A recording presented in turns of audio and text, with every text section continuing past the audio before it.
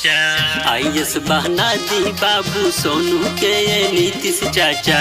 IAS बना दी बाबू सोनू के ये नीतीश चाचा। आईएएस बना दी बाबू सोनू के ये नीतीश चाचा।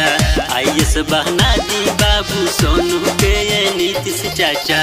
हमें गरीब तो बड़ी ठीक हो, सबका से सुपर हट बोली उनकर मीठ हो। आईएएस बना दी बाबू सोनू के ये नीतीश चाचा। आईएएस बना दी बाबू सोनू के ये नीतीश चाचा।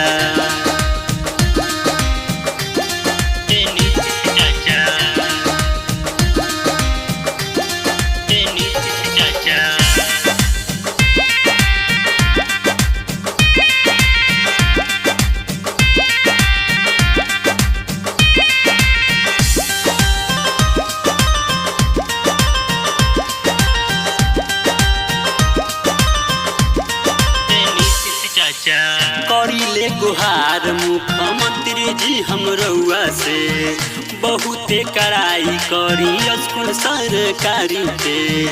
बहुते कड़ाई करी स्कूल सरकारी पे। करीले गुहार मुख्यमंत्री जी हम रउआ से, बहुते कड़ाई करी स्कूल सरकारी पे। टीचर के कुछो पढ़े न आवे बन जाले हेड मास्टर हो। टीचर के कुछो पढ़े न आवे बन जाले हेड मास्टर हो। आईएएस बना दी बाबू सोनू के ये नीतीश चाचा। आईएएस बना दी बाबू सोनू के ये नीतीश चाचा।